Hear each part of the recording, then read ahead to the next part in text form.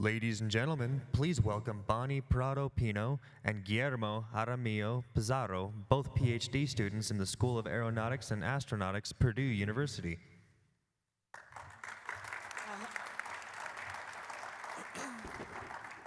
Well, good evening, Salt Lake City. Good evening. There you go. I know we're tired. It's been a long day, right? We all want to go drinking. Sorry, we don't have any alcohol here. But anyway, my name is Bonnie Prado Pino. And I am Guillermo Jaramillo Pizarro. We are in the School of Aeronautics and Astronautics at Purdue University, West Lafayette, Indiana. And we are very honored to be here moderating this panel tonight with such inspiring people. So to get started, we have from Aerojet Rocketdyne, Ms. Julie Van Kleeck. She is the Vice President for the Advanced Space and Launch Business Unit. She's responsible for space and launch programs and launch propulsion and power, research, technology development, and product development programs. She earned her Bachelor of Science degree in Mechanical and Aeronautical Engineering from the University of California and has extensive hands-on experiences. She lives in Folsom, California with her husband and her extended family.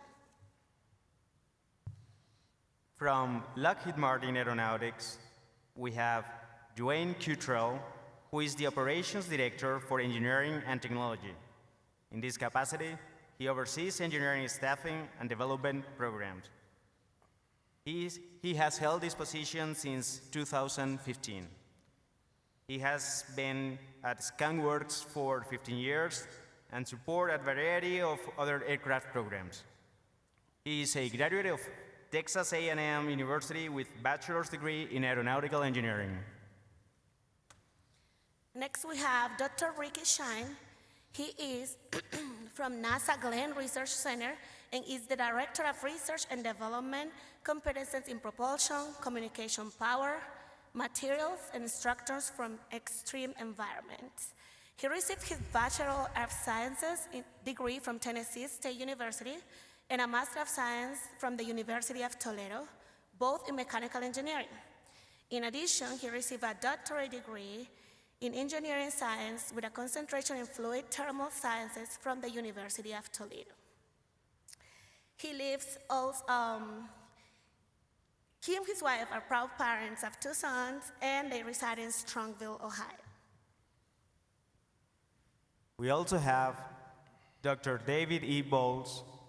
He is the director of NASA's Langley Research Center in Hampton, Virginia. Dr. Bowles served as director of Langley's Exploration and Space Operations Directorate from 2007 until being selected as associate director in March of 2012. Dr. Bowles earned bachelor's, master's, and doctoral degrees in engineering mechanics from Virginia Polytechnic Institute and State University in 1978, 1980, and 1990, respectively. He lives in Suffolk, Virginia, with his wife, Michelle, and they have 3 children.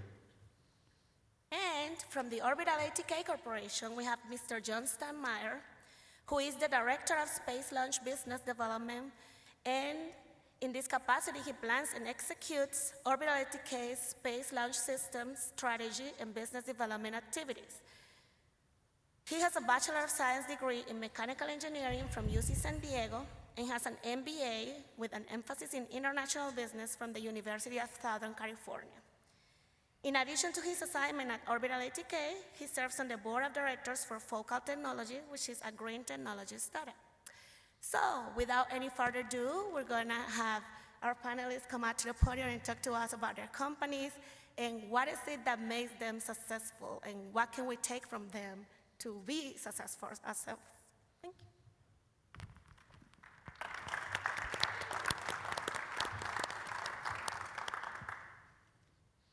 Hi, I'm Julie Van Kleeck. I'm going to talk about Aerojet Rocketdyne and some of our past and some of our present and maybe a little bit of the future.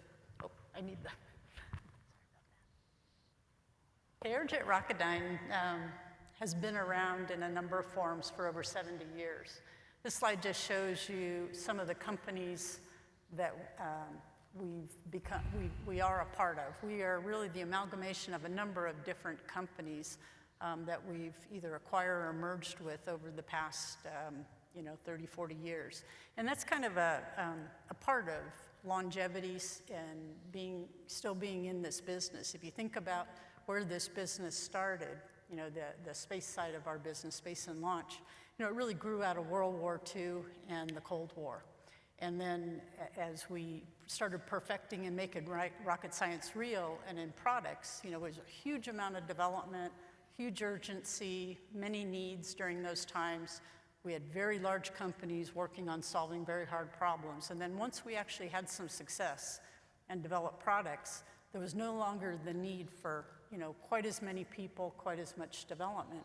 And so as you see over time, many of these companies, and I can speak, I'm a heritage Aerojet person, that company was 25,000 plus people in the 60s.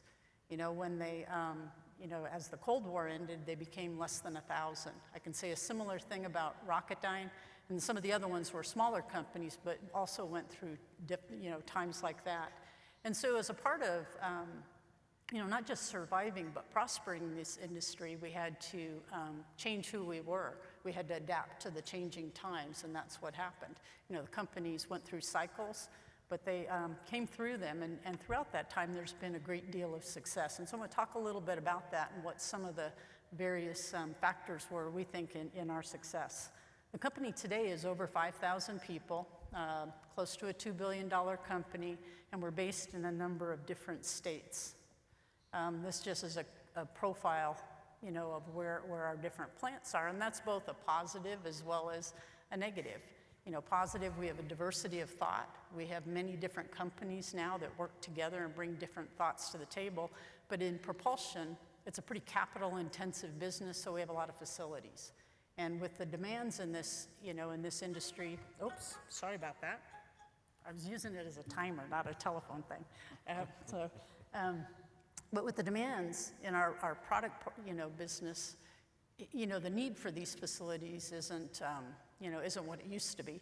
And so we were in the process of rationalizing that. And so one of the challenges we face in this industry is how do you continue to be competitive with startup companies that don't have this type of legacy infrastructure? And that's who we compete with today. And thankfully, we've had a lot of success with that. Still painful, but a lot of staying in business 70 years is painful. And so the first lesson, I think you have to innovate. You either innovate or you stagnate. You can think about, not just in aerospace, but think about businesses, across, consumer businesses, other types of, product businesses, and not very many of them stay around for 70 plus years. You can think about a lot of things that have gone out of business. I think had we not, continued to push the state of the art, continue to bring new products to the marketplace, we wouldn't be here today. Now, part of this is we have a demanding customer. For many, many years, our key customer was the U.S. government, and the government had very tough missions, and that forced us to innovate.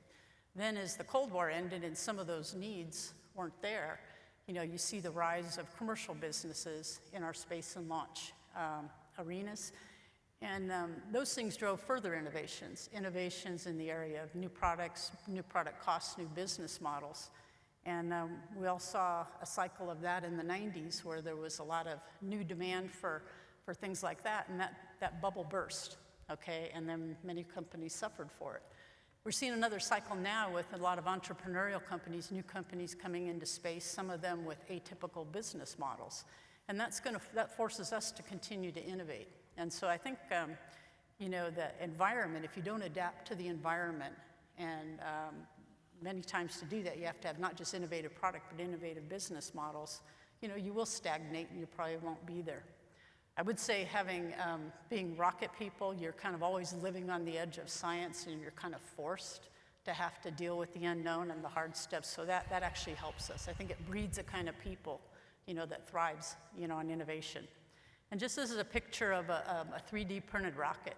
We actually fired that in collaboration with Glenn, several years ago now, and we're in the process of 3D printing many of the parts of both our small and our new rockets.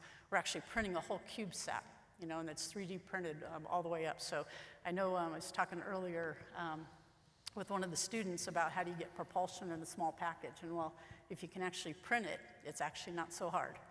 Well, we're making it not so hard. And so this is just a timeline of, that represents how the company has innovated over its past. And you can see we started back in the 40s with JADOs, and we actually, invented many of the firsts in the area of rocketry, both on the launch vehicle as well as the in-space side. And we're not just rocket people, we're also power people. And you look at if you look later in the 2000s, you see the MMRTG, which is a nuclear power source on the surface of Mars today. And what I'd say is, the kind of neat thing, and one of the reasons I think Aerojet Rocketdyne is here today is there's been a constant stream of innovation and the type of people that, create innovation throughout our history. And the innovation continues. I mean, we're not just resting on our laurels, and it's a pretty tough environment out there. This is a picture of a solar electric tug that we hope will become real. And we're working on 3 of the largest new technology contracts on electric propulsion, both ion and Hall thrusters, for future space applications. Next, lesson, and this was a hard one, diversify your business. I can think of a time when I was in the Aerojet company and it had 5 separate companies. Each one dealt with a separate kind of business. Well, then the Cold War came, and many of those businesses went away. And so in the future, and ever since the early 90s, Aerojet Rocketdyne's been a company that had both the space and defense business. Missile defense works liquid, solids, and electric. So it's a very diverse propulsion company. And when one business is up, another one might be down. And so we found that diversification of your business portfolio has been one of our keys to actually staying in the business. Also, the diversity, we have a lot of diversity in our people, and we have them cross-trained so they work across a number of different types of propulsion. So, if you stay in a narrow band, which is what we did back when this industry started, that's not affordable and that's not practical in today's environment. So there's a little more generalization going on. Third one is listen to your customer, and that sounds very generic, but I can reflect on times over the history of both companies when we said he really doesn't know what he's doing. The NASA doesn't know where they're going here. Or the Navy doesn't know where they're going. And when we did that, we lost a product for the next 10 years. And so it wasn't just that. It wasn't that we made someone angry. It was we really didn't listen to the needs and take them to heart. We may not agree with our customers, but it really needs to be a two-way street in helping solve our customers' problems. And if we think they're not quite on the right page, working with them to look for something that's probably what we jointly view as something positive. But that's a key one that sometimes in our arrogance we forget. And the fourth one, be judiciously bold.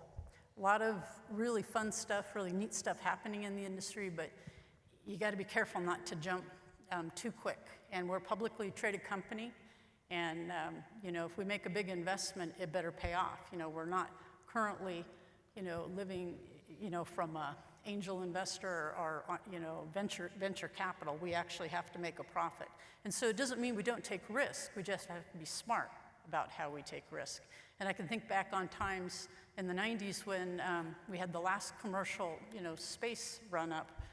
We invested heavily, both Aerojet and Rocketdyne did, and there were huge losses associated with that when the commercial satellite market didn't come into being.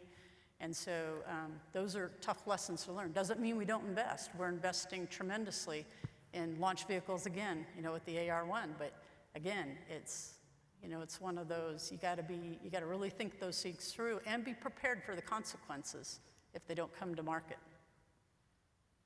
So, it's not easy being in this business. I think those of us in it, have lived the hard lessons. We recommend the diversity. I think innovation is key. If you don't, you stagnate. And then, we've survived for 70, and we plan to be here for at least another 70. Thank you.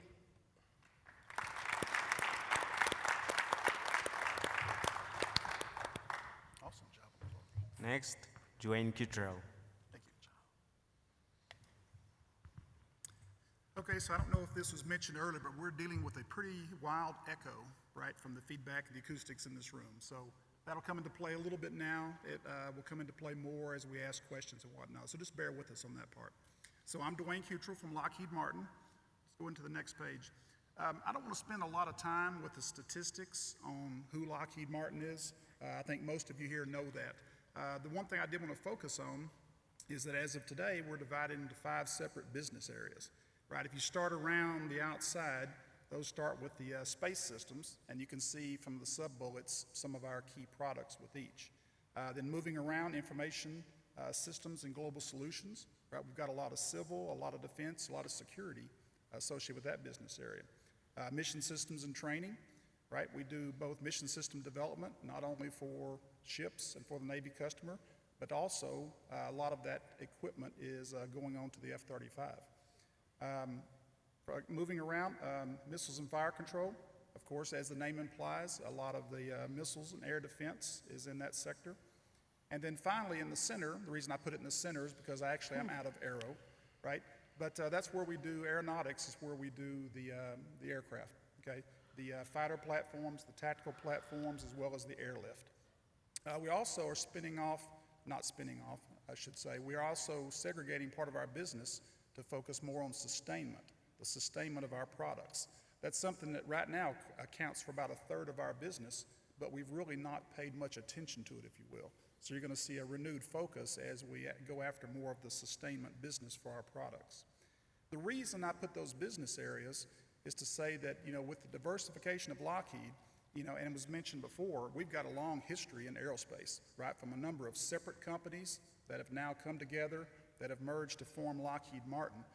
And you would think that as a company, we're more integrated, okay? But actually, with the F-35, we do have quite a few of the products that are coming from our other business areas. But I think that that's one of the areas, and that's what I'll focus on in the next couple of charts, is that where I really see the need for innovation is to be able, as she mentioned earlier, as we have one business that's slow, we may need to supplement that with workers or with skills from another one of our business areas. To date, we haven't done that well, okay? And then further, as we look across the industry, we're growing up in a different time now than when a lot of us started our careers. And that was big defense, big budgets, lots of projects. Okay, now those projects are still large, but they're distributed, right? No one company is going to have a lock on a lot of projects. So as a workforce, the thing I would urge is to be flexible, is to really be able to network, because we may have to move companies to go find the work. And so what I'll start with first is a question, okay? So if you understand yourself and you understand your competition, your wins will far outnumber your losses. Okay, competition here could have said enemy, right? It could have been our adversary. Competition might used to have been the other businesses, our competimates, as we sometimes call them. The competition could be the person sitting in the next cube, okay? So this competition, we'll hold that for a second. We've got several contexts there on who our competition might be. If you understand yourself, but not your competition, for every win, you're going to suffer a loss. And then lastly, if you don't understand yourself nor your competition, you'll lose at every turn. So by show of hands, who knows where this comes from? I've got one bold citizen here. Any others? I think I know. It comes from Sun Tzu, right? The Art of War. Yep. Yeah, 512 BC to be exact. I think August the 3rd, but that's a different matter. But this is the real quote, right? And I just paraphrase from this translation. Okay, of course, there it was in the context of the enemy. But as I said, your competition has got to start with knowing yourself. Okay, what do you bring to the table? What are your skills? How can you enhance those skills? How can you communicate those skills? And then further, what is the network that you can build going forward, right, such that others understand those skills? Okay, so what I put down now was kind of from our perspective, some of the challenges that we see to long-term innovation. Again, we've got a history of innovation at Lockheed, right? Our Skunk Works business, part of our business segment, is known for innovation, right? It's 70-plus year history in creating first-type aircraft and inventing things that have never been done before. So how do we continue that? How do we foster that? What we see some of the challenges going forward are really the ability to hire and retain not only quality, but personnel that are clearable, right? In the defense sector, we've got to be able to have clearances, okay? So the people that are clearable, the people that have good records, the people that are, not broadcasting too much on Facebook, if you will, right? We've got to know and understand that this is part of our long-term portfolio. This is what brings us to the table. We've got to be able to have those quality personnel. As I mentioned too, the networking and relationships, I think, are going to become more important in the future. As I mentioned, between our own business areas, we don't cross over very much. Well, that's already changing, right? As the dollars go down in one area, we may actually start shifting people between our other business areas, okay? We have a much more mobile workforce today than we had in the past.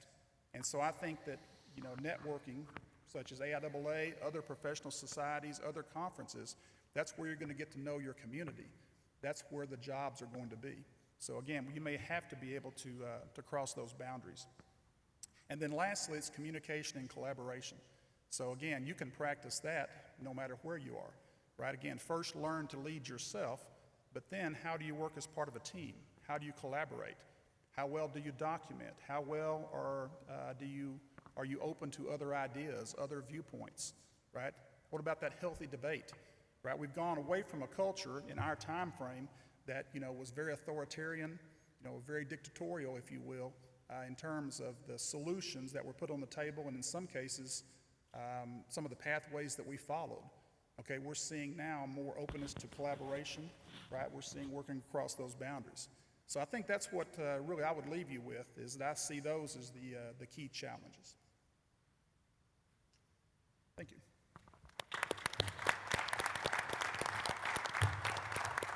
Thank you, Duane. Now we have Dr. Rickey Shyne for NASA Glenn.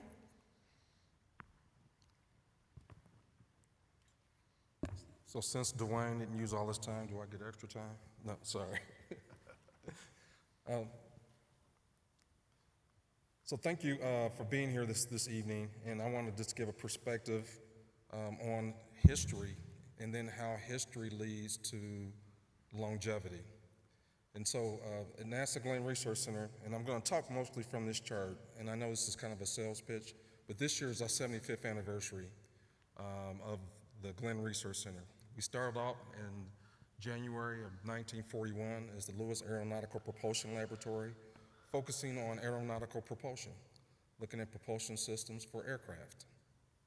And over the years, in this montage here, it shows how our technology and also the requirements for the work that we do has evolved.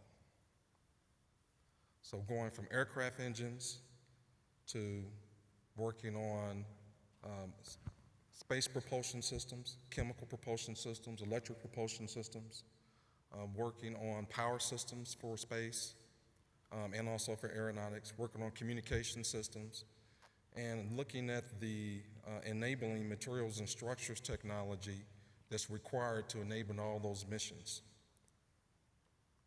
And the key in all of that is looking at the core of what we do, make sure we do it well, and being flexible and agile, applying those technologies in those core discipline areas for success to meet new mission requirements.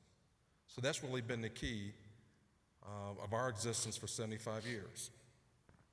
I mean, who knew back in 1941, when we started off at Aeronautical Propulsion System, that we were going to be working on propulsion systems that's going to be enabling folks to go to space and to go out to Mars, and hopefully with our friends working in industry, to be able to push those boundaries of space exploration even further. And so with that, this next chart is just motherhood and apple pie chart. And so this is really what we do at Glenn Research Center. We drive research and technology to advance aviation, enable exploration of the universe, and improve life here on Earth. And so everything I just said about those core technology areas are encompassing our core competencies that we believe in strongly and that we invest in at our center. And so again, looking at the top left photo, aeronautical propulsion. The next photo is electric propulsion. The next photo is looking at a service and crew module with deployable solar array systems, which builds upon our power heritage. The same thing for the photograph of the space station with the photovoltaic systems deployed. And we do that across 2 different campuses. We have a campus in Cleveland, which is our main campus. Go Cavaliers. I had to get that plug in. We're still celebrating. And then we have a Plum Brick Station facility out in Sandusky, Ohio.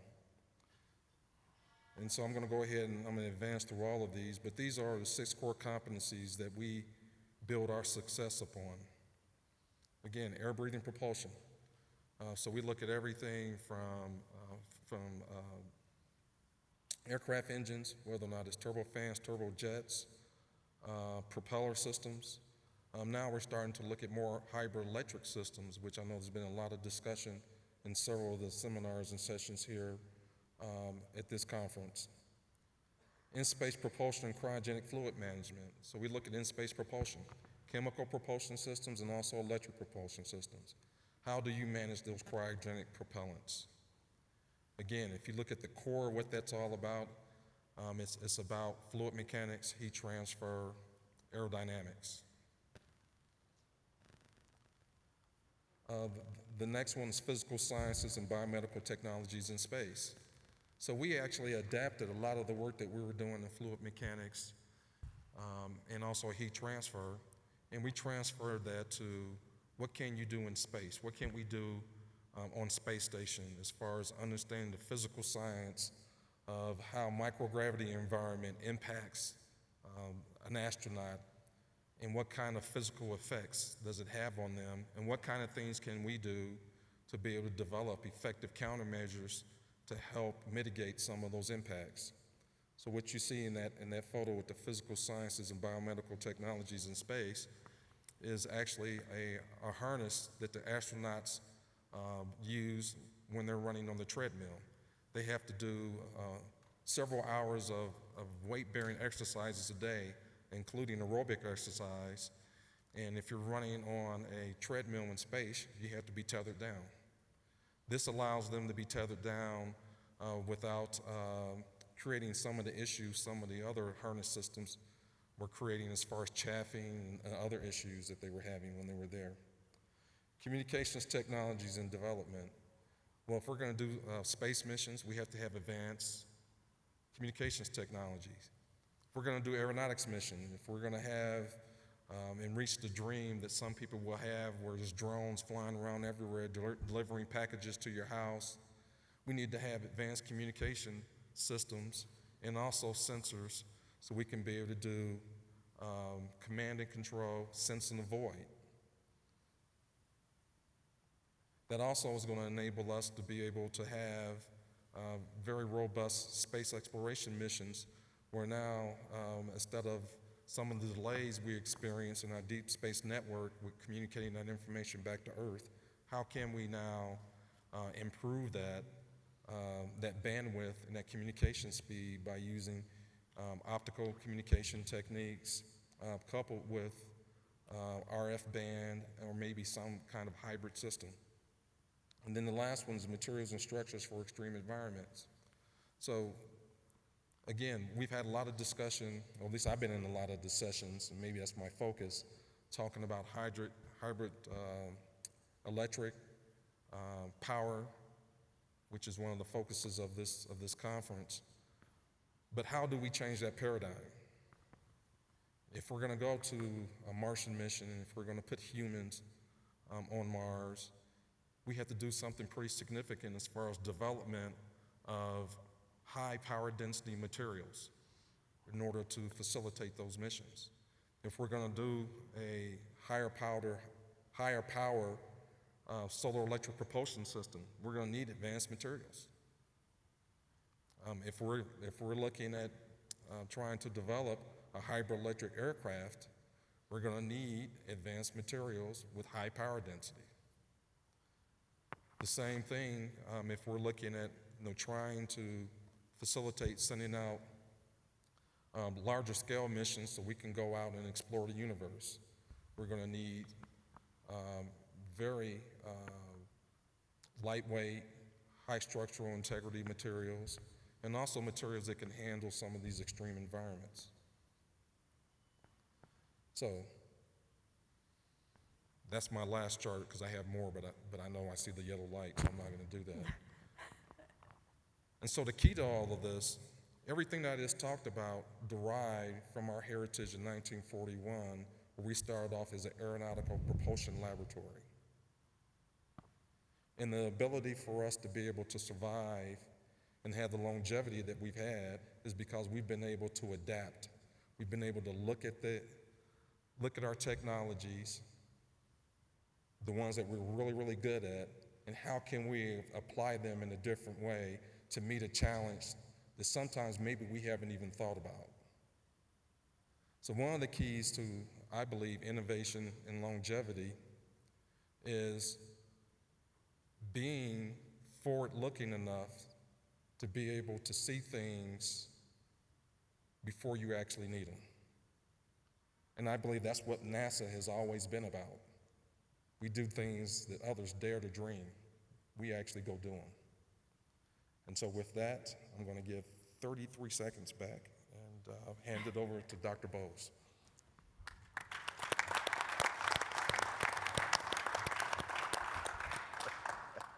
Now, Dr. David Bowles.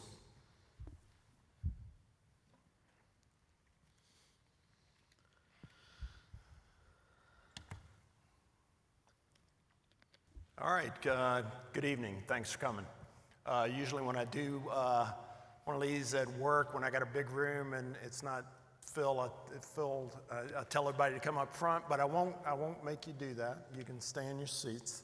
But thank you for being here today. I know this is a tough time, but for me, this is a really important topic, and so I want to thank my esteemed colleagues on the panel. The nice thing about going near the end, I could just say ditto. I've heard a lot of the, I think you will see some common themes. But anyway, we're here to talk about success and longevity in the aerospace business. I don't think it's any special secret formula. I will try to share some lessons learned that we've used in the past and some things I'm trying to apply going forward, and I'll do that through some examples. And we've got a pretty rich history to draw on, and I'll talk more about the history in a little while. But first, I would like to get started with a short video. So if I do this, there we go. There's actually a nice soundtrack that goes along with that. I could narrate, but that will allow us to reduce the cost of sending things to space and even let us land humans on Mars. I test space capsules so astronauts can land safely in the ocean. I imagine, then engineer, far-out missions to explore the solar system and beyond. At NASA Langley, I create systems to make machines smarter so they can act independently, even in outer space. At NASA Langley, I use robots to design lightweight, energy-efficient structures for air and spacecraft. At NASA Langley, I design systems that allow small satellites to link themselves together to allow more flexible construction in space. At NASA Langley, I build instruments that monitor and track the recovery of the ozone layer from the International Space Station. I study how accurately we need to measure clouds from satellites to get a better idea of how climate is changing. So we can make smarter and more cost-effective decisions about climate change. I fly airplanes to improve aviation technology and climate science. I test wind tunnel models at NASA Langley to design planes that are quieter, more fuel efficient, and produce fewer emissions. At NASA Langley, I develop environmentally friendly electric aircraft that are going to transform aviation.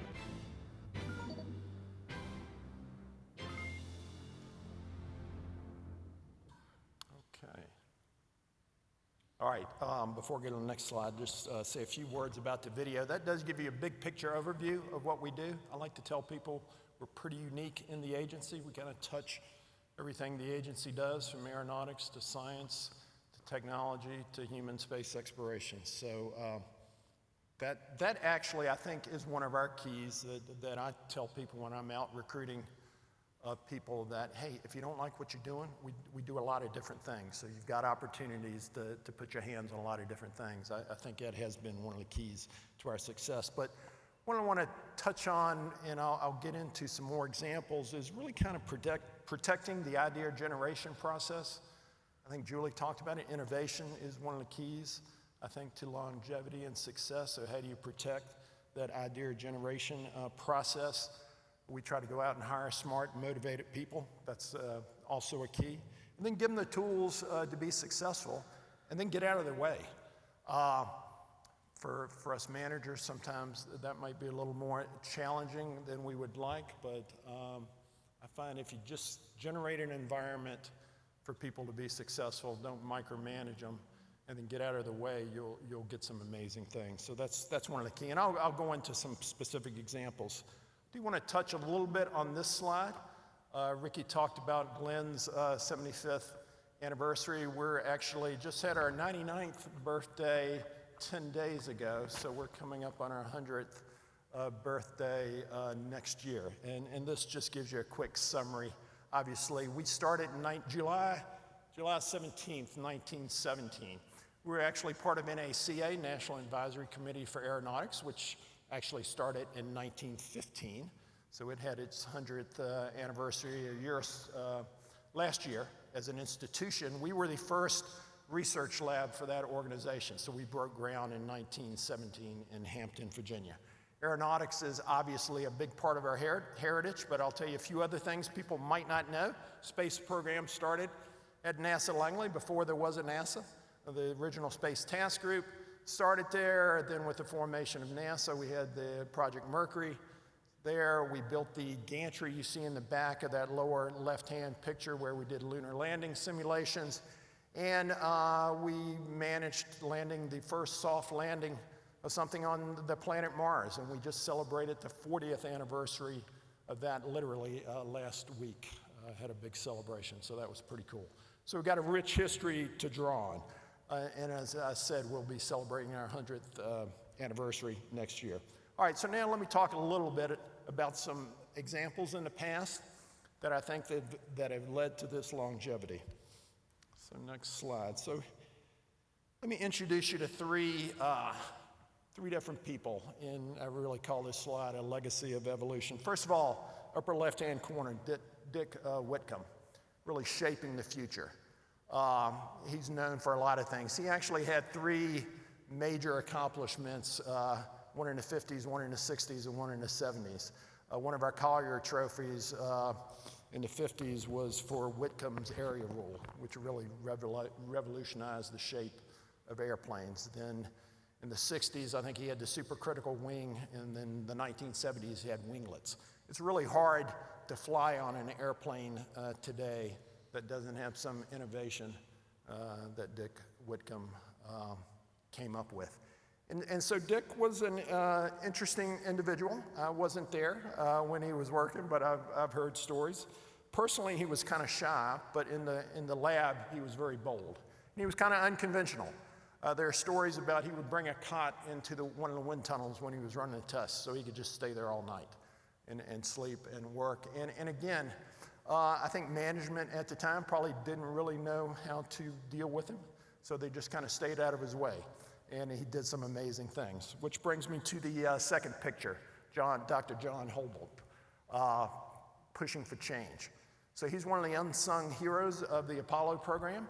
He came up with the idea of the lunar, I'm getting my words messed up here, the lunar orbit rendezvous, excuse me. You know, that was not the original plan to do the lunar orbit rendezvous.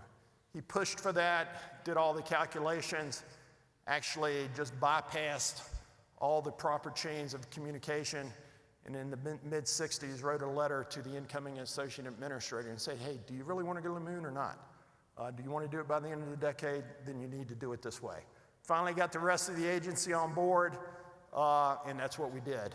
And as you know, we made it to the moon by the end of the decade. So again, one of those individuals who kind of pushed the boundaries, didn't necessarily follow all the protocols, but did some amazing things, and we wouldn't maybe not have accomplished the Apollo program without his innovation. And a passion for what he was doing, and that passion, brings me to the bottom picture there, and this is a great story. It's called Truth in Numbers. You may or may not have heard of Katherine Johnson. That's the picture in the bottom right-hand corner there.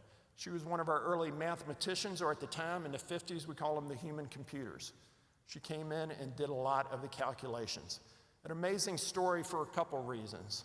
A woman, African American, in the mid-50s, coming in with that kind of job, it is an amazing story by itself. She actually won the Presidential Medal of Freedom last year. I had the honor to go and see that ceremony in the White House. It was quite moving. They're actually making a movie coming out next year in her honor. An amazing story. And so another piece of innovation and success is really reaching out and making sure you're getting that diversity of ideas and thoughts. So an amazing story there. Wow, so I am running out of time. So let me go to the next slide. So I want to talk a little bit about the future. So that was a past, but we can't just rest on our laurels. You actually saw this right at the end of the video. So a concept in an individual, Mark Moore, who came up with this idea of distributed electric propulsion and what the wing might look like for an aircraft. Again, Mark is one of those individuals, got some pushback at first, but he stayed with it, had a lot of passion behind it. Now, this concept is our first X-plane, X-57, Maxwell, that we're rolling out as part of our new Aviation Horizons. Charlie Bolden talked about this at AIAA Aviation 2016 several months ago. So again, another example of somebody kind of pushing the boundaries, maybe not quite as conventional as everybody else, but doing some amazing things. So we're really looking forward to seeing this fly very soon. All right, so I'm ending up now. So in conclusion, I would just say we are celebrating our 100th anniversary. I think, again, to summarize how you're successful over that many years, it is innovating, it's hiring smart people, it's giving them the environment to work in, and giving them tough problems. I always tell people, I think one of the keys to our success is give us a tough problem. We like solving tough problems. Part of that goes back, if you look at the original NACA charter, and I use this quote a lot, so I'll use it here. In the charter, it says to study the problems of flight with a view to their practical solution. And I think that view to their practical solution is important. It's not just study the problems of flight to be studying them, but look for a practical solution. Solve tough problems. And I think that's been a key to our success. I think you'll see that as we move forward. Again, no secret sauce there necessarily, but just get the right people and put them in an environment to be successful. And with that, I think that is my last slide. So thank you very much.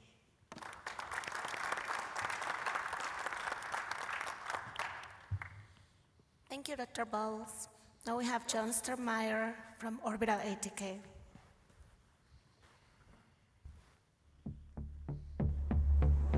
Oh, not. Showing my video already? All right, well. Sorry, just a minute. Good evening. We're going to talk a little bit about innovation here on this panel, and if you've been around this industry for any time at all, you'll know that the true genesis of innovation usually happens over cocktails at about this time in local bars at conventions like this. So I appreciate you taking the time to hang out with us and listen to this panel this evening at this late hour. I'm going to talk a little bit about the heritage orbital and ATK companies, the newly merged enterprise, and then my personal take on success and longevity in the aerospace business. It's almost cliche to say that Orbital was new space before there was a new space. Orbital itself was founded and incorporated in 1982 by three friends that had met while they were at Harvard Business School. David W. Thompson, Bruce Ferguson, and Scott Webster. In 1985, they were awarded their first contract. It was to provide 4 transfer orbital stage vehicles to NASA. They moved on from that in 1987 and envisioned the Orbcomm constellation, which used low Earth orbit satellites to collect data from remote locations. In 1988, Orbital acquired the Space Data Corporation in Arizona, which was a leading supplier of suborbital rockets, which broadened their rocket business and manufacturing capabilities. And this soon followed an opening of a new facility in Chandler, Arizona in 1989 to house the company's expanding rocket business. In 1990, the company successfully carried out 8 space missions, highlighted by the initial launch of the Pegasus launch vehicle, which was the world's first privately developed space launch vehicle. Shortly after the successful Pegasus launch, Orbital conducted an IPO in 1990 and began trading formally on the New York Stock Exchange. In 93, we established our current headquarters in Dulles, Virginia, and acquired the Fairchild Space and Defense Corporation. And then later, that same year, we expanded our launch vehicle portfolio with the successful launch of the Taurus launch vehicle, now Minotaur C. Orbital's acquisitions continued throughout the 1990s, including the acquisition of CTA Incorporated in 97, a company that had built the world's first light geostationary satellite, and so that was the company's foray into the geosynchronous satellite business. And then other notable highlights in the early 2000s, Orbital continued by expanding into missile defense business with a $900 million award in that arena to develop, build, and test interceptor boost vehicles. In 2007, we were very proud to launch the Dawn spacecraft on an 8-year, 3 billion mile journey to the asteroid belt between Mars and Jupiter. It accomplished its mission and is still going today. And then in 2008, we received a long-term NASA contract to provide cargo transportation services to the International Space Station. And we're currently on track to resume launches with our Antares launch vehicle, with launch here targeted for the end of August. In 2010, we acquired Gilbert, Arizona-based satellite development and manufacturing unit from General Dynamics to expand our satellite manufacturing and test capability. We're currently using that facility for the integration and checkout of all the Iridium spacecraft for Thales Alenia Space and Iridium Next. On the ATK side, they started a little earlier, had a little more history than Orbital ATK, or than Orbital. ATK, or Alliant Technologies, was launched as an independent company in 1990 when Honeywell had a long heritage in the business and had supplied defense products and systems, spun off its defense business. And that included their heritage business in electronics and particularly aviation electronics. In 1995, ATK entered the aerospace market with the acquisition of the aerospace division of Hercules, and that enabled them to become a major aerospace and defense supplier to the U.S. government, its allies and contractors. In 2001, ATK expanded its role in solid motor technology by acquiring Thiokol, renaming it ATK Launch Systems. Thiokol was the manufacturer of the solid rocket motors used for the space shuttle, and which are now being used and adapted for the NASA Space Launch System. In the early 2000s, ATK entered a foray into the sporting and law enforcement and ammunition business, acquired a number of ammunition businesses, including Blunt International, making ATK the largest manufacturer of ammunition. And in 2009, ATK furthered its investments in the sporting business, acquiring Eagle Industries and Blackhawk Industries product group, kind of diversifying into the security and law enforcement areas.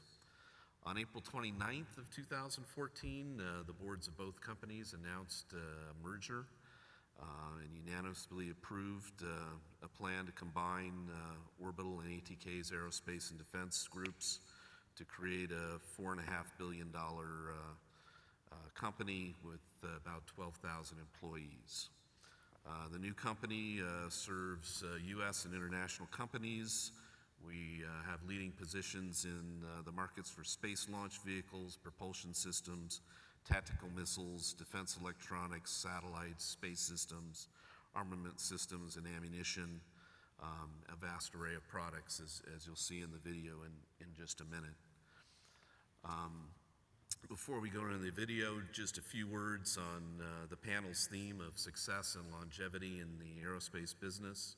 I firmly agree that innovation is very important to attract and motivate talent, especially today in the competitive environment that we are all in.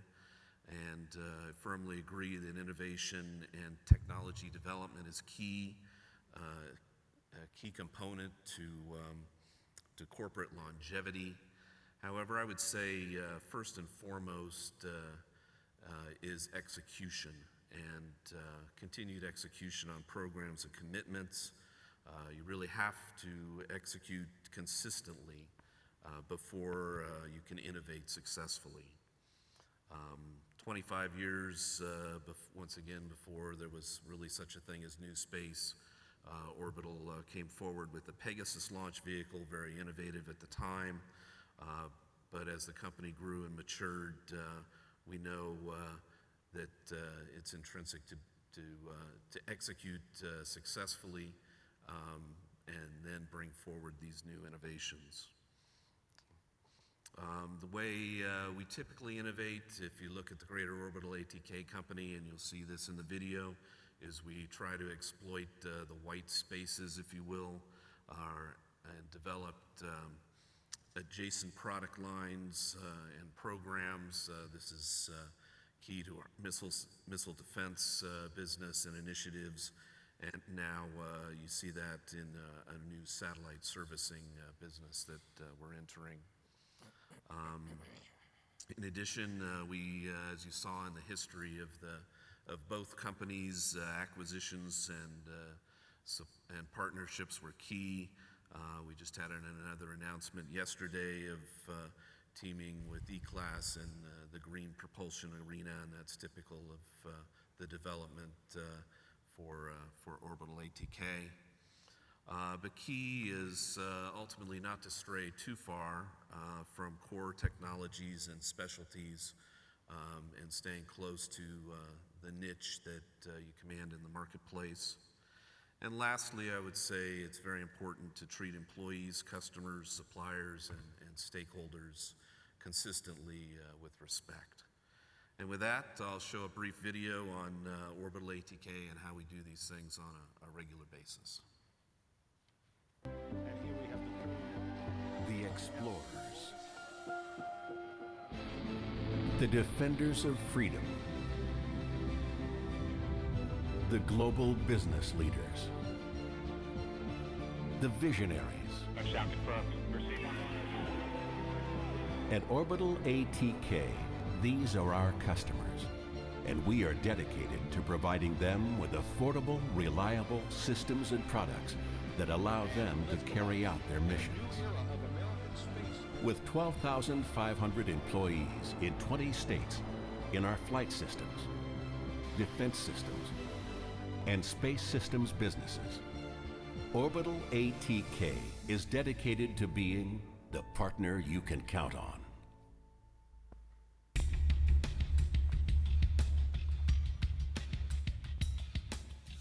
Orbital ATK's Flight Systems Group is a leading global provider of launch vehicles, propulsion systems, and composite structures for defense, civil government, commercial, and international applications.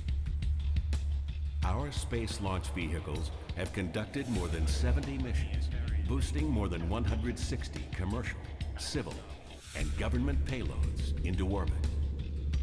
Orbital ATK is also a major supplier of missile defense interceptors and target rockets critical to the defense of our nation. Having delivered more than 16,000 rocket motors to our customers for strategic defense, commercial, and scientific programs since 1960, Orbital ATK is the world's leading supplier of solid motor propulsion systems. We also provide advanced composite structures for commercial and military aircraft platforms, as well as for the majority of launch vehicles in the U.S. space program. Orbital ATK's Flight Systems Group delivers reliable products that help our customers' missions take flight. Our Defense Systems Group provides state-of-the-art, reliable products to support our ultimate customers, the country's warfighters. Our products, from ammunition, precision-guided weapons, aircraft survivability systems, and special mission aircraft, to air, sea, and land-based tactical rocket motors, are relied upon by U.S. and allied military forces across the globe. Since 2000, we have supplied more than 18 billion rounds of ammunition to military and commercial customers. Orbital ATK's medium caliber cannons, ranging from 7.62 millimeter and 50 caliber to 25 millimeter and 30 millimeter, boast unrivaled reliability and combat effectiveness. We take pride in knowing that our technologies help make the brave men and women in U.S. and allied militaries safe and successful. Orbital ATK's Space Systems Group provides affordable, reliable systems and services for high-value space, science, exploration, national security, and commercial missions. Over the past 3 decades, we have delivered more than 150 small and medium-class spacecraft platforms to customers worldwide. Our extensive line of space components have been integral to the success of hundreds of spacecraft missions and have traveled billions of miles across our solar system. And our advanced systems are leading the way in commercial spaceflight, providing cargo delivery services to the International Space Station for NASA, and developing innovative new ways to access and use space. With flight-proven designs and meticulous engineering, Orbital ATK Space Systems enable customer success in scientific discovery, national security, global communications, Earth imaging, and human space exploration. Orbital ATK is dedicated to delivering high-quality, reliable systems and products to our customers on time and on budget. Our innovative technologies enable our customers' missions to take flight, support our armed forces to protect our nation, and help change our understanding of Earth and the universe beyond.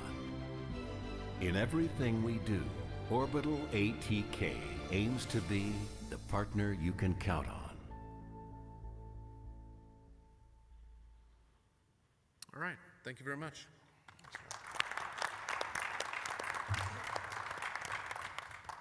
Well, let's thank once again to our panelists. You guys did a great job, and I think now we all have a very good idea of what your centers do, your companies do, and what have been the key elements for success and longevity. So thank you very much. Now, if you have any questions, remember you can use the app online, so use the link that you can see in the screen if you guys showed up or not. So it's the IO system. So first we have the most voted question says, what is the definition of success for each one of you in the aerospace industry?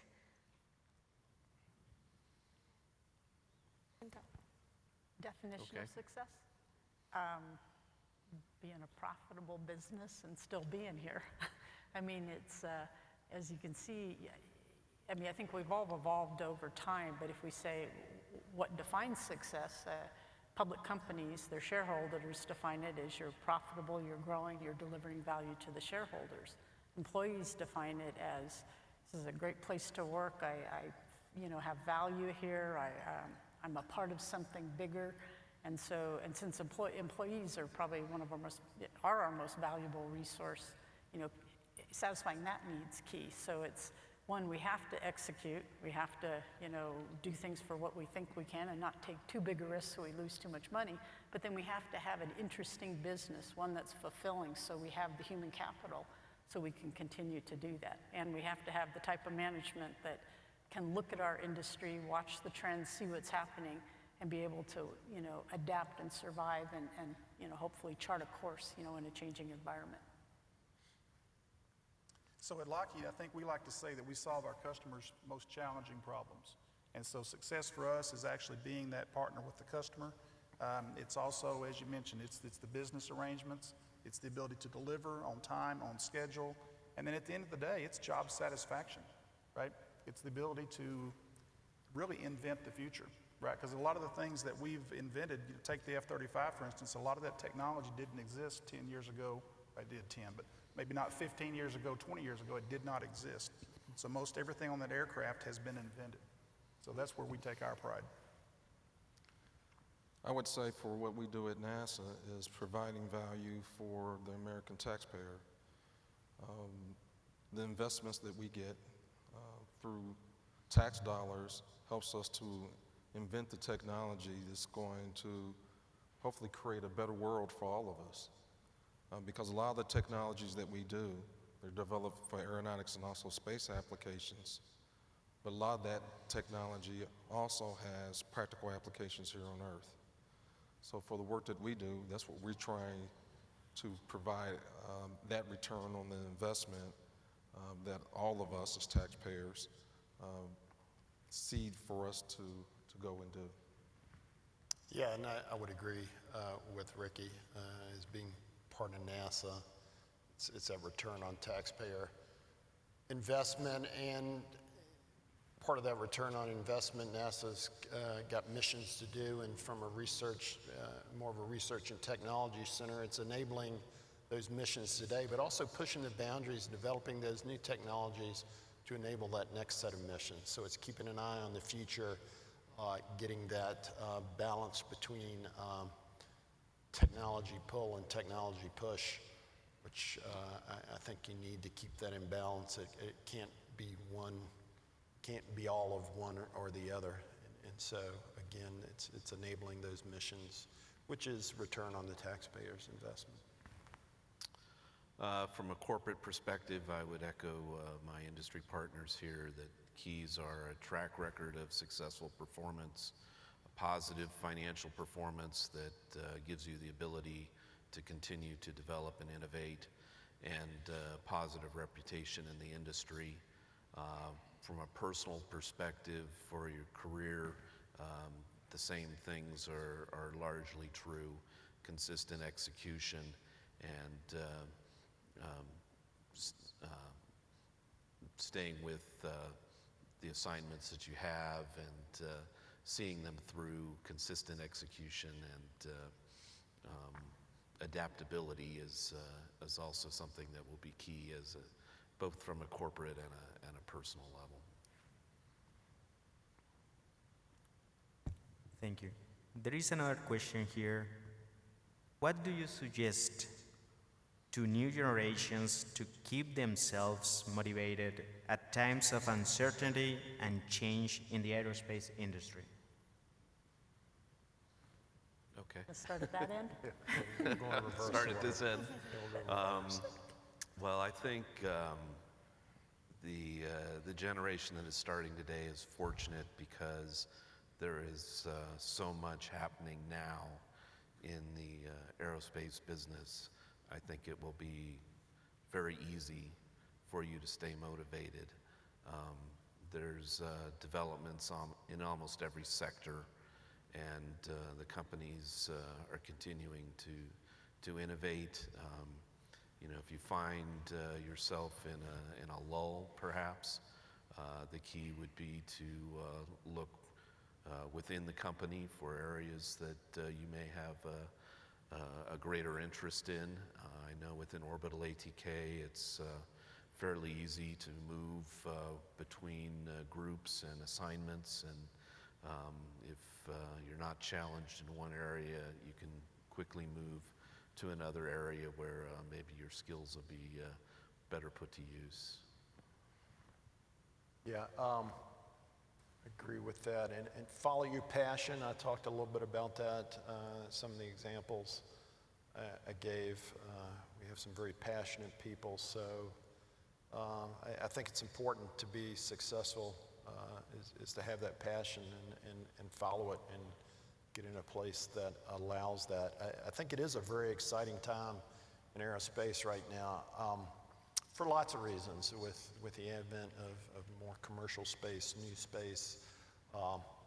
People often ask me, does NASA feel threatened by that? And I say, not at all. I think it's great.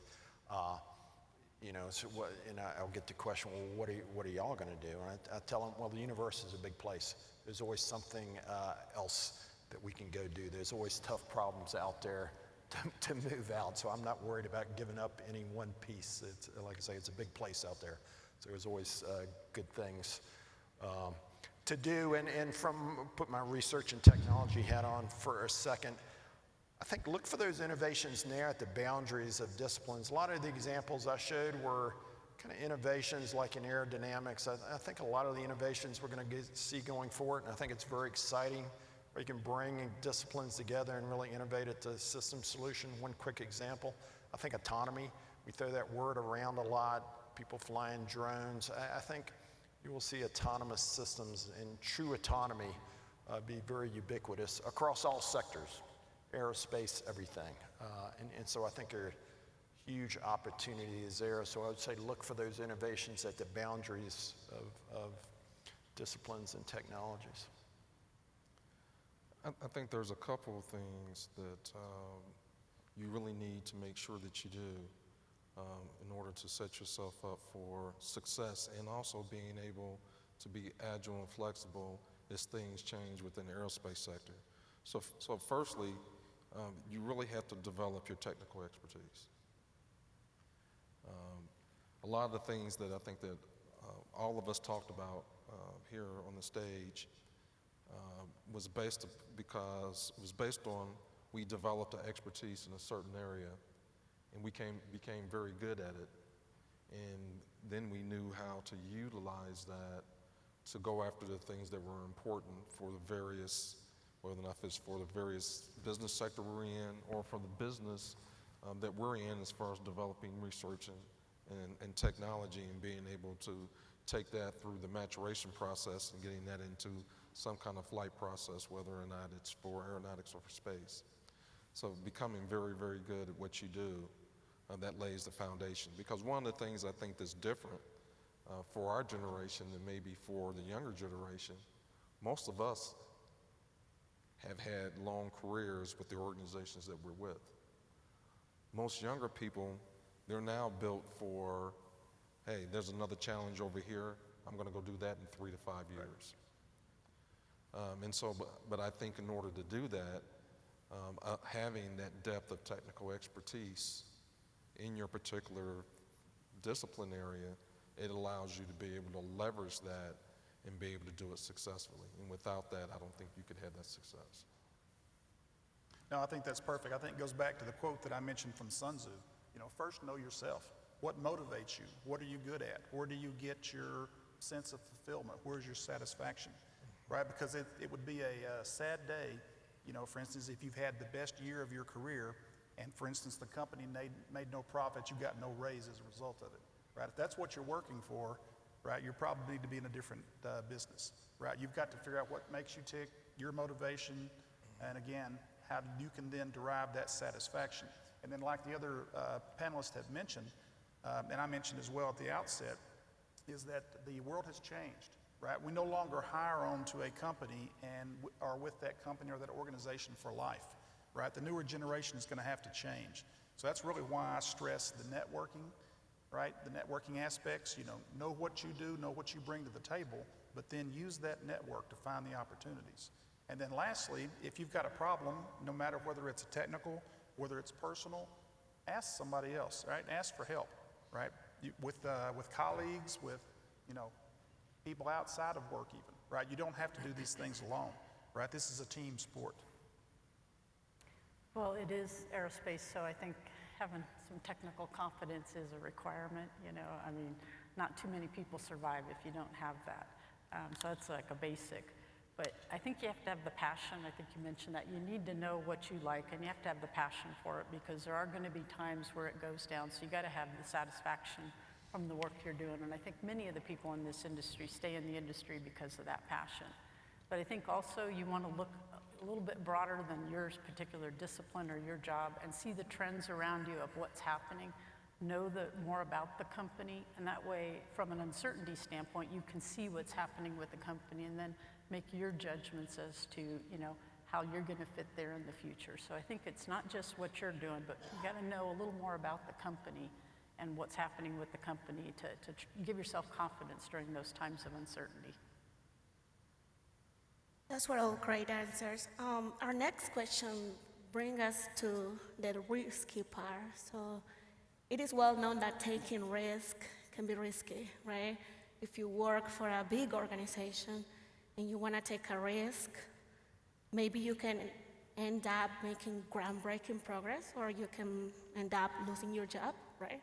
So what do large aerospace organizations do to encourage their employees to take the kind of risk that would revolutionize aviation or space systems? Well, let me take a crack at that one. I would say that, and I tell people this all the time, is that if we're not failing at doing something, then we're not working on the right things. The things that we should be pushing the boundaries on, inherent in that are going to be risk. So there are going to be failures, and we have to understand what those failures are about and then build on them, so then we can be able to correct it and hopefully find the right technology solutions. We don't want to do the easy stuff. I don't think we should be doing the easy stuff. We should be doing the hard things, just pushing the envelope. That's the value that we provide for the American taxpayers. And the stuff that we do is hard, and the stuff that we do is dangerous, and the stuff that we do is extremely complicated. So we're not going to have success in everything that we do. But the things that we learn from those processes, we have to create an environment where our employees feel comfortable that even if they have a failure because they've taken a significant risk, and if it's not something that's out of bounds, well, I mean, where it was something that was very harmless or careless or something like that, then we need to encourage that, because that's how you push innovation. Yeah, I would say I thought Julie's chart was excellent. The be judiciously bold. You know, it's calculated risk, and depending on you know, the size and nature of your corporation, those risks are assessed at different levels. You know, clearly the startup entrepreneurial class is probably taking higher risks than those of us in the corporate arena, but nevertheless, the thinking is largely the same. And then, as Duane was saying, yeah, even though execution is key, there is room for failure, and it can't be the end. You know, if you experience a failure, you have to work through that, work with your customer, work with your stakeholders, and bring that ultimately to success. And that, you know, goes both for a corporation and, once again, you know, personal experience. If employees are not pushing the envelope, then you won't see the innovation that we're talking about here today. I'll go next. I think one of the jokes that we use in the industry is the evil boss, if you will, who says, I need you to identify all the risk and 3 examples of each, right? Especially applying to the unknown risk. But I think that's part of it, is that we have to go through the processes, right? We have to understand where the risks are, but at the end of the day, we have to be bold, right? The innovation's not gonna come without being bold. So again, you know where the risks are, right?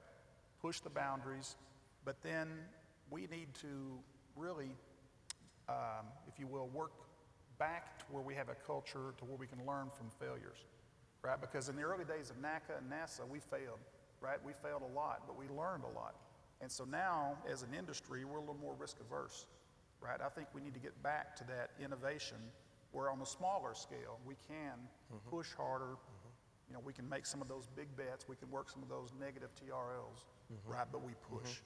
And so from that, through the normal TRL, MRL progression, technology readiness level, manufacturing readiness level, right? Through that progression, then we can retire a lot of those risks. Okay, I think the question was, how do the corporations encourage risk? And I think I'd answer it a little bit differently. We live in a relatively flat business right now in aerospace and defense, and at least from the industry side, they're always encouraging growth, and they're demanding growth. Well, if you want to grow in a flat industry, the only way to do that is to do something different, to go and be there before someone else, to go create something different. So in some ways, those of us in public companies and most shareholders do demand, growth of some type, that's where our companies really they don't always know they're encouraging us to take risks. But because of that dynamic, it forces you to take risks. Then you have to manage that risk, and you have to manage that risk so that it's something that you can bound, so that you don't make a big mistake. So I'd say it's really the demands of the shareholders are almost the ones that encourage us to take risks, but I'm not sure they always know that. Yeah, I would just agree with everything it said. Two quick things. I think as leaders, part of what we have to do is create that environment and really walk the talk. So the first time you do have a failure, you don't call everybody in the room and drill them over drag them over the coals. You've got to create an environment where people feel safe pushing the boundaries. One thing we've done in a couple areas is set up these what we called incubators for new areas that are kind of pushing the boundaries, so kind of a safe space where you can fail. So that's one thing. And one quick story. So I think so I've been with NASA Langley for 36 years. Second day I was on the job, me and my boss at the time got in trouble. We didn't get some right kind of permit for some little laser that was less powerful than a laser pointer we use today. But anyway, I thought the world had come to an end because we got all these people coming in fussing at us. And I'll never forget what he told me. He said, hey, if you don't get in trouble every once in a while, you're not pushing the boundaries hard enough. So that stuck with me, and that was for 36 years. So I try to remember that when I get ready to jump on somebody. I was like, oh yeah, that's right. You gotta give an environment and walk the talk if you really want people to push the boundaries. Thank you. The next question is about, in each one of your organizations and you as team leaders, how important are employees' values being aligned with the organization's values? And also, how do you bring an environment to have that? Yeah, well, I'll kind of build off on what I just said. I think it is important. So when we hire people, we kind of look for those values that we want to instill in the organization. And then given, like you say, generating that environment, and I think part of that environment as leaders is just walking the talk and doing that. We've set up these technology incubators and things like that, but really just reinforcing and going out. And then if it's not the right environment for everybody, helping them find that right environment, whether it's somewhere else in the organization or somewhere outside the organization. I think, again, we lose sight of that. That's part, I know, I see it as a big part of my job is I'm firmly convinced there's a right fit for everybody, and everybody really wants to be successful and wants to do a good job. As leaders, a big part of our job is finding where that is and helping them get there. So. I think, as mentioned in the outset, I spent 15 years in our Skunk Works organization, and everybody, uses that term Skunk Works, right, or their own version to talk about, a place where ideas flourish. Well, that's exactly what we have at Lockheed. Right now, we've got about a little 900 and some odd engineers that comprise the Skunk Works. Each one of those is an agent. Each one is an agent for change. Each one is an innovator. Each one is their own business development. Right? Each one is an idea generator. So now how does that, work with their values is that we've actually seen a change with each successive generation, right? From the boomers to the millennials to the X's and Y's, right? Each of those are bringing something different to the table, a different way of looking at problems. So, there's a diversity, not only in culture and backgrounds, but also in the generations.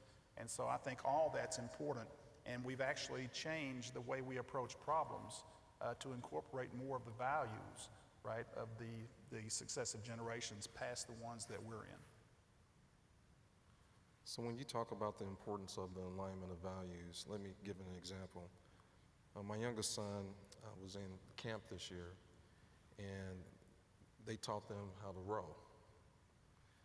And so I'm looking at 13 and 14-year-olds who've never experienced this in their lives, going out in a scull and trying to learn how to row in unison.